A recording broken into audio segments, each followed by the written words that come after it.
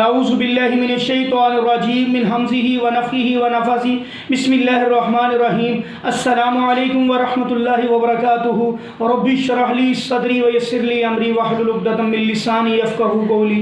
سب تعریفیں کہ اللہ خالق و مالک کے لیے، اور ان گنت لا تعداد درود و سلام نبی کریم حضرت محمد صلی اللہ علیہ وآلہ وسلم کی ذات گرامی کے اوپر۔ محترم سامعین، ایک بھائی کا سوال تھا، کیا جنات کو قید کیا جا سکتا ہے یا جنات کو پکڑا جا سکتا ہے یا انسان کے اس کی اور بھی شکلیں ہیں؟ میں ساری کئی طریقوں سے لوگ پوچھتے ہیں، کیا یہ انسان کے تابع ہوتے ہیں یا یہ موکل جو ہوتے ہیں ان کی یہ کیا چیز ہوتی ہے؟ اس کے بارے میں ذرا ایکسپلین کریں۔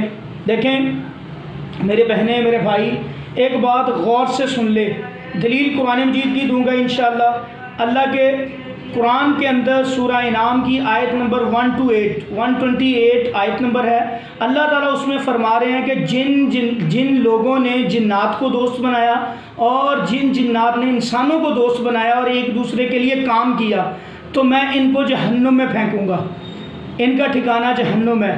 اب یہاں پہ بات سمجھ لیں، اکثر لوگ جسٹیفیکیشن یہ دیتے ہیں، اس کی دلیل یہ دیتے ہیں کہ یار ہم مسلمان جنات سے کام کرتے ہیں۔ اکثر ہماری بات ہو نا ایسے لوگوں سے جو یہ جنات سے کام کرتے، تو ان کا جواب یہ ہوتا ہے کہ ہم مسلمان جنات سے کام کرتے ہیں۔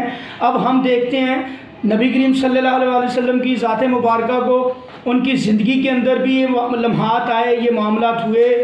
مسلمانوں کو غزوات کے اندر جاسوسی کے لیے کام کی ضرورت تھی، جاسوسی کروانے کے لیے کفار کی، تو کیا نبی کریم صلی اللہ علیہ وسلم جنات سے کام نہیں لے سکتے تھے؟ حالانکہ جنات کے فیصلے کرنے کے لیے نبی کریم صلی اللہ علیہ وسلم جاتے تھے۔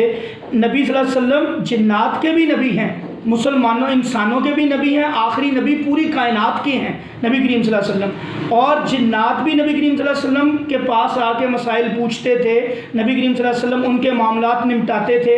اور ایک بھی ہمیں روایت ایسی نہیں ملتی جہاں پہ پتہ چلے کہ نبی کریم صلی اللہ علیہ وسلم نے جنات سے کام لیا ہو۔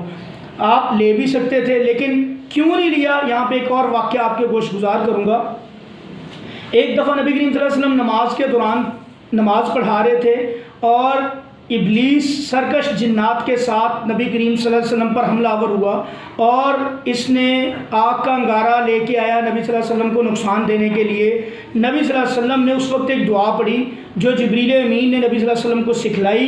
وہ دعا جب پڑھی، حضرت محمد صلی اللہ علیہ وسلم نے ابلیس کو اس کے گلے سے دبوچا، اس شیطان کو اس کے گلے سے جب دبوچا تو اتنی زور سے دبوچا کہ اس کی زبان سے کچھ تھوک نکلا، وہ اس کی ٹھنڈک نبی صلی اللہ علیہ وسلم کہتے ہیں میں نے اپنی ہتھیلی کے اوپر محسوس کی۔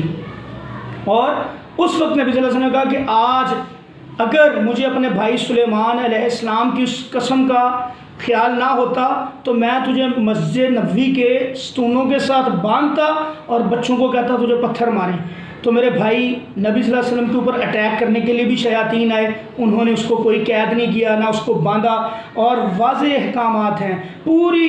آپ نبی صلی اللہ علیہ وسلم کی زندگی اٹھا لیں، صحابہ کی زندگیاں اٹھا لیں، ایون دو ائمہ اکرام کی زندگیاں اٹھا لیں، کسی سے کوئی چیز ثابت نہیں ہوتی۔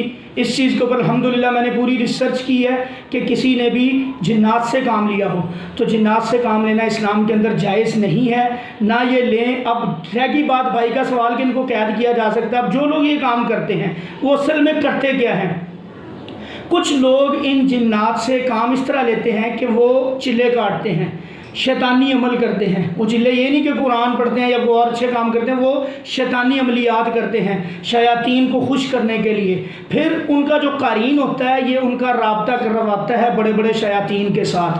پھر وہ شیاطین جب یہ گندے کام کرتا ہے، غلیظ کام کرتا ہے، جیسے جادوگروں کے بارے میں عیسائی ہیں، یہودی ہیں، نصرانی ہیں، مسلمانوں میں بھی بڑے جادوگر پائے جاتے ہیں جو جنات سے کام لیتے ہیں، لوگوں کے الٹے کام کرتے ہیں، لوگوں میں تفریق کرواتے ہیں، لڑائیاں کرواتے ہیں، طلاق کرواتے ہیں، گھروں کے اندر ناچاکیاں کرواتے ہیں، ایسے کئی معاملات ہوتے ہیں، بیماریاں ڈلواتے ہیں جس کو آپ بلیک میجک کہتے ہو، کالا جادو کہا جاتا ہے۔ یہ سارا کام یہ لوگ کرتے ہیں، کرتے کن سے ہیں؟ شیاطین سے کرتے ہیں۔ اب وہ شیاطین کوئی ان کے تابع نہیں ہوتے، کوئی ان کے فرما بردار نہیں ہوتے۔ بیسیکلی بیسیکلی وہ شیاطین ان کے لیے کام کر رہے ہوتے ہیں. یہ بیسیکلی ایک ایگریمنٹ ہوتا ہے. جب یہ بندہ جو بھی بندہ یہ جنات سے یہ جادوگر ہوتا ہے یہ شیاطین کے لیے غلط کام کرتا ہے, گندے غلیظ کام کرتا ہے, نعوذ باللہ. اس کے اندر ایک بڑی لمبی لسٹ ہے. میرا ضمیر یا میری زبان اجازت نہیں دیتی کہ میں ان چیزوں کو یہاں پہ ڈسکس کروں. تو یہ اتنے غلیظ گندے کام کرتے ہیں جس کے نتیجے میں بڑے بڑے اس علاقے کے جو سردار جنات ہیں, بڑے بڑے جنات ہیں, وہ جنات پھر چھوٹے جنات کو ہائر کرواتے ہیں, کہتے ہیں کہ بھی تم اس بندے کے لیے کام کرو. اب فرض کریں یہ بندہ جب اس میں کوئی کمی بیشی کرتا ہے تو اس کو سزا بھی دیتے ہیں, یہ کوئی قید کود نہیں ان کے لیے ہوتے. یہی جنات جو بڑے بڑے جنات سردار ہیں پھر یہ ان کو سزائیں بھی دیتے ہیں جو یہ جادوگر ہوتے ہیں.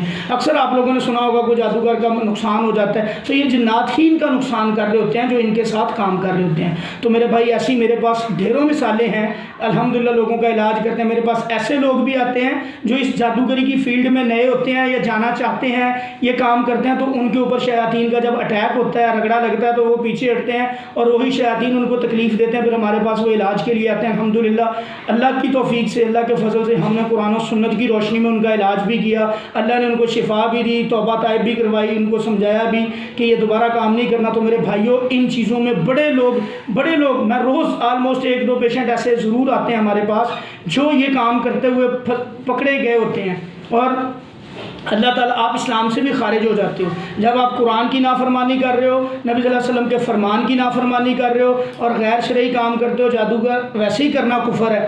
جادوگری کا ساتھ دینا, جادو کرنا, جادو کروانا, اس کو سیکھنا, یہ سارا کفر کے زمرے میں آتا ہے. تو ان چیزوں سے پرہیز کریں. اکثر لوگوں کو ہم دیکھتے ہیں یوٹیوب پہ ویڈیوز ایسی بنی ہوتی ہیں, پری پکڑنے کا طریقہ, پری سے کام لینے کا طریقہ, جنات کو حاضر کرنے, یہ سب جھوٹ ہے, سب یہ غلط رستہ ہے, یہ سیدھا رستہ نہیں ہے. اس سے آپ نے میرے بہن میرے بھائی سب بچیں. اس طرح کے شوق سے اللہ سے دعا کیا کریں. اللہ کی قسم اخلاص کے ساتھ اپنا رابطہ, اپنا ناطہ, اپنا تعلق اللہ سے جوڑیں.